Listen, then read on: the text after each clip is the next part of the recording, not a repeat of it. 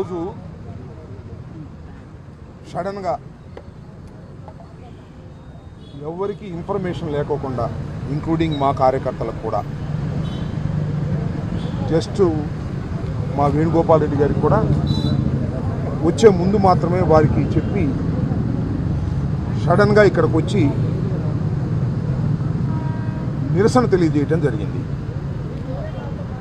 ఈ నిరసన ప్రజాస్వామ్య పద్ధతుల్లో చేయాలని పెద్ద ఆర్భాటంతో చేయకూడదని మనసు నిండా బాధతో ఈ నిరసన కార్యక్రమాన్ని గుంటూరు ఎస్పీ ఆఫీస్ గారి ముందు ఈ నిరసనను నిర్వహించడం జరిగింది. సుమారు గంట సేపు నేను ఒక బోర్డు రాసుకొచ్చాను. ఏంటంటే నా ఫిర్యాదులపై చర్య తీసుకో ప్రార్థన. అయ్యా, నా ఫిర్యాదుల మీద చర్య తీసుకోండి అని మిమ్మల్ని ప్రార్థిస్తున్నాను. నా ఫిర్యాదుల మీద మీరు చర్య తీసుకోవడం లేదు.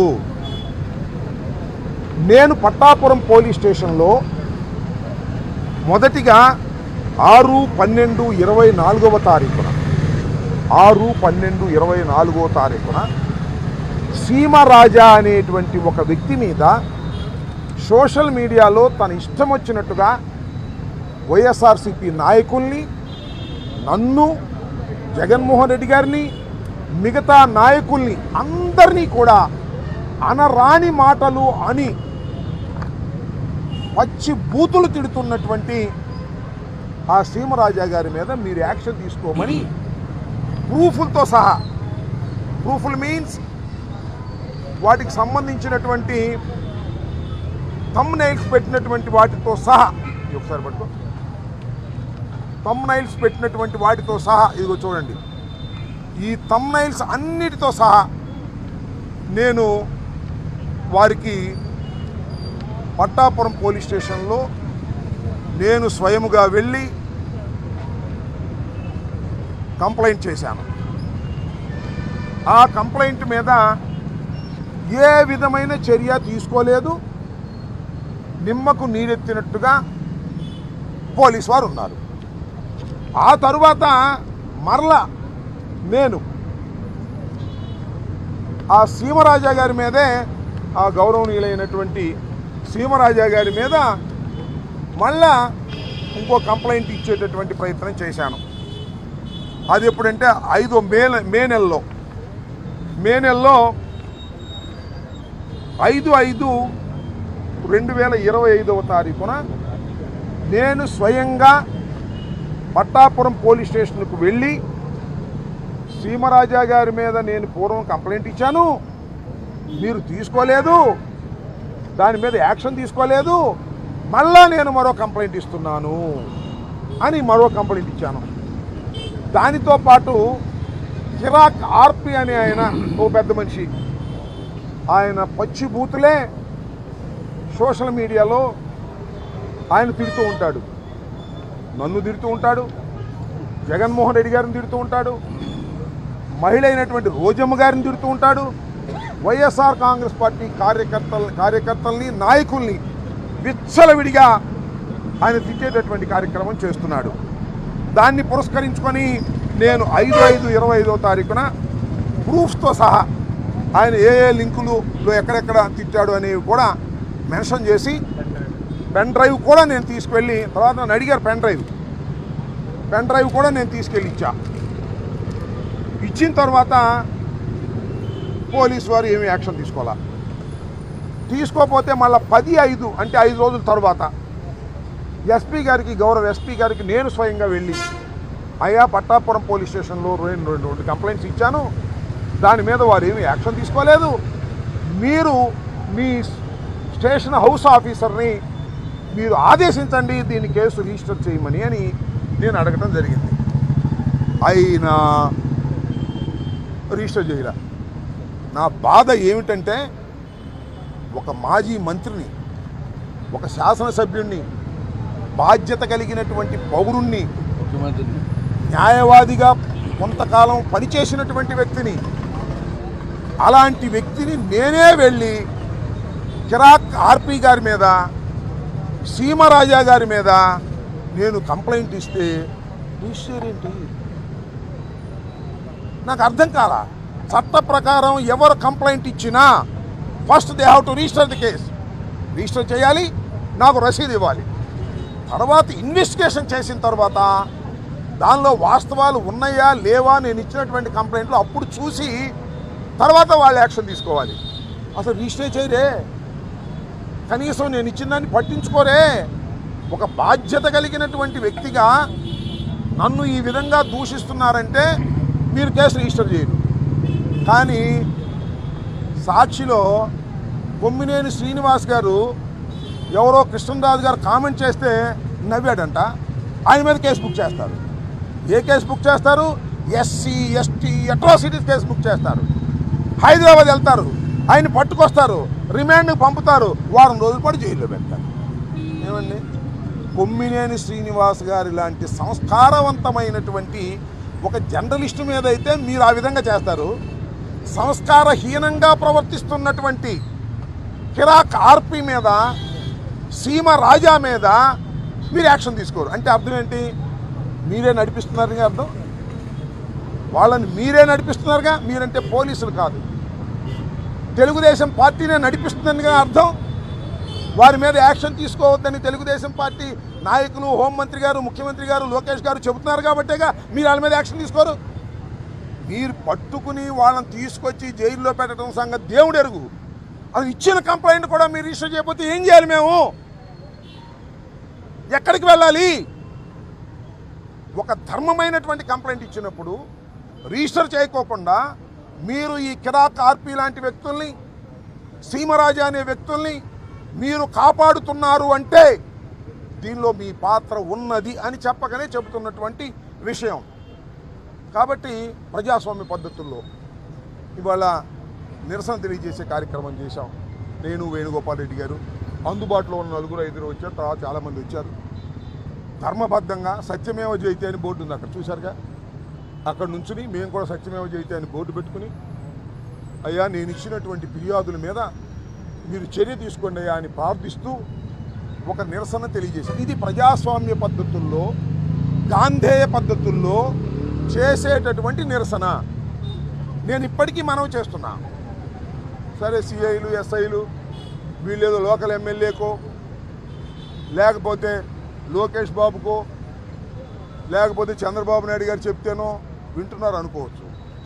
I request the higher officials, IPS officers, వాళ్ళు ఇప్పటికైనా కళ్ళు తెరిచి first of all you register the case. Register case చేసి నాకు ఎఫ్ఐఆర్ పంపించాలి. That is the duty of the police in the state. అంటే మేము ఇచ్చి మాత్రం రిజిస్టర్ చేయరే?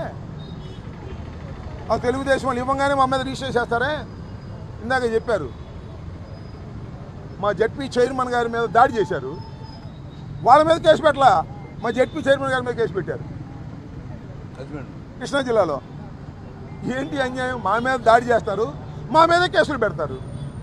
ఇవాళ కూడా ఏమైనా కేసు పెడతారేమో, వీ డోంట్ కేర్. మేము ఎక్కడ అడ్డం రాలేదు, ట్రాఫిక్ అడ్డం రాలేదు, ఎవరు విధులకి అడ్డం రాలేదు. ఇదే విషయం ఒకానొక సందర్భంలో నేను వెళ్ళి పట్టాపురం పోలీస్ స్టేషన్లో నిరసన తెలియజేస్తే 353 నా మీద రిజిస్టర్ చేశారు. మా మీద కేసులు పెడుతున్నారు. అయ్యా కేసులు పెట్టండి రా బాబు, వాళ్ళు తప్పులు చేస్తున్నారు, సోషల్ మీడియాలో వాళ్ళు ఇష్టం వచ్చినట్టు తిడుతున్నారు, అన్యాయంగా మాట్లాడుతున్నారంటే వాళ్ళ మీద పెట్టరంట, అడిగిన వాళ్ళు మా మీద కేసులు పెడతారంట. ఎన్నాళ్ళు పెడతారే? నాకు అర్థం కాలేదు. సమాజం చూస్తూ సహిస్తూ ఊరుకుంటుందా అని అడుగుతా ఉన్నా. ఒక పద్ధతి ప్రకారం మేము వెళుతున్నాం.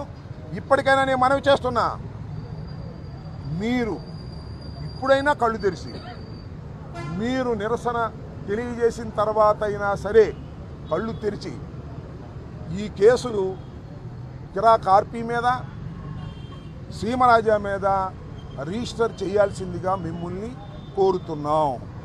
చేయలేదు, we have so many options. మళ్ళా నిరసన తెలియజేస్తా. డీజీపీ ఆఫీసు ముందు కూడా సడన్గా వెళ్ళి నేను నిరసన తెలియజేసే అవకాశం ఉంది. చివరికి హోంమంత్రి గారి ఇంటి ముందుకు వెళ్ళైనా నిరసన తెలియజేస్తా. అవసరమైతే ముఖ్యమంత్రి గారి ఇంటికి వెళ్ళి కూడా నిరసన తెలియజేస్తా. ఇది నా హక్కు ప్రజాస్వామ్యంలో. దేనికి భయపడము. నిరసన తెలియజేసే కార్యక్రమం చేస్తాం. We will expose the issue.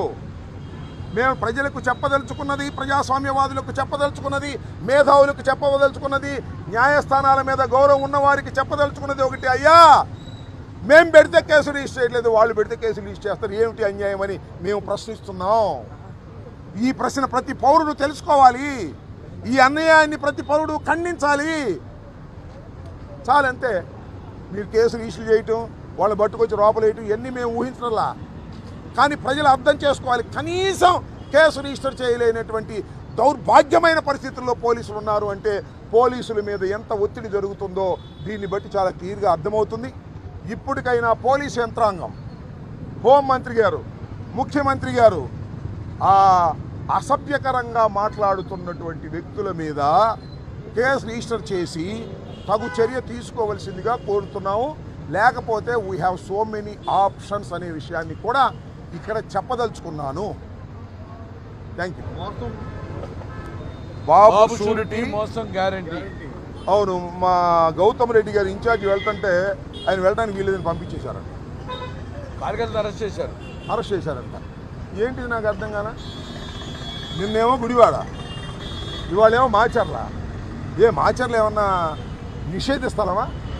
ఒక కళ్యాణ మండపంలో బాబు షూరిటీ మోసం గ్యారంటీ అనే కార్యక్రమం వైఎస్ఆర్ కాంగ్రెస్ పార్టీ అఫీషియల్గా పిలుపునిచ్చినటువంటి కార్యక్రమానికి వెళుతుంటే పోలీసు ప్రయోగం ఏంటి నాకు అర్థం కాల. నేను మొట్టమొదటి నుంచి చెప్తున్నా, చాలా తప్పు చేస్తుంది ఈ కూటమి ప్రభుత్వం. వైఎస్ఆర్ కాంగ్రెస్ పార్టీని అణచడానికి సంక్షేమ కార్యక్రమాలు బ్రహ్మాండంగా చేయండి, ఆటోమేటిక్గా మేము అణిగిపోతాం. మీరు ఇచ్చిన వాగ్దానాన్ని నెరవేర్చండి, ఆటోమేటిక్గా మా బలం తగ్గుతుంది. అది కాదంట, అది చేయాలంట, పోలీసుల్ని ఉపయోగించి మమ్మల్ని నడుస్తారంట. పోలీసుల వల్ల కాదు, మీరు మిలిటరీ తీసుకొచ్చిన వల్ల కూడా కాదు. ప్రజాస్వామ్యంలో ప్రజల గొంతు చాలా ఘాటైనది, పెద్దది, తుపాకుల కన్నా లాఠీల కన్నా చాలా పెద్దది ప్రజాస్వామ్యంలో ప్రజల గొంతుకు అనే విషయాన్ని మీరు మర్చిపోతున్నారు. ప్రజల గొంతుకుని, వైఎస్ఆర్ కాంగ్రెస్ పార్టీ గొంతుకుని లాఠీలతోనూ, తూటాలతోనూ, అరెస్టులతోనూ, నోటీసులతోనూ, బ్యారికేడ్లతోనూ అణచాలని ప్రయత్నం చేస్తే మీరు దెబ్బతింటారు. ఇప్పటికైనా తెలుసుకోండి. సంవత్సరం అయింది, మేము దెబ్బతిన్నామా? సంవత్సరంలో ద్విగుణీకృతంగా పెరిగాము. సంవత్సరంలో అద్భుతమైన ప్రజాదరణ వైఎస్ఆర్ కాంగ్రెస్ పార్టీకి వచ్చింది. మీకు ప్రజాదరణ పోయింది, లెక్కలేసుకోండి. ప్రజాదరణ పోబట్టే చంద్రబాబు రోజు మంత్రులు తిడుతున్నాడు. మీరు సరిగ్గా పని చేయట్లేదు, మీరు సరిగ్గా సమాధానం చెప్పట్లేదు. కారణం ఏంటో తెలుసా? ఆయన ఇంటర్నల్ సర్వీసులో వైఎస్ఆర్ కాంగ్రెస్ పార్టీ పెరుగుతుందని, తెలుగుదేశం పార్టీ పతనం అవుతుందని ఆయనకు అర్థమైపోయి, ఎందుకయ్యా మంత్రులు తిడతావు చంద్రబాబు నాయుడు గారు? నువ్వు తిట్టాల్సింది ఎవరిని? మీ అబ్బాయి. మీ అబ్బాయి చేస్తున్నటువంటి అప్రజాస్వామికమైన విధానాల వల్ల, మీ అబ్బాయిని నువ్వు ఇచ్చలవిడిగా వదిలేయటం వల్ల ప్రజల్లో వ్యతిరేకత వస్తుంది. ఆయన చేస్తున్నటువంటి కార్యక్రమాల వల్ల మీ అబ్బాయిని తిట్టాలి. నువ్వు మంత్రులను తిడితే ఏం లాభం? నీ సహచరుల్ని. మంత్రులు వాళ్ళు ఏం చేస్తారు? నువ్వు ఏం చెప్తే అది చేస్తారు. మీ అబ్బాయిని తిడితే కొంత ప్రయోజనం ఉంటుందనే విషయాన్ని కూడా ఈ సందర్భంగా చెప్పదలుచుకున్నాను. గౌతమ్ రెడ్డి గారు, నరసరావుపేట పార్లమెంటరీ ఇన్ఛార్జ్ గౌతమ్ రెడ్డి గారు ఇవాళ మాచర్ల వెళ్ళడాన్ని నిరోధించడం అనేది ఒక అప్రజాస్వామికమైన చర్యగా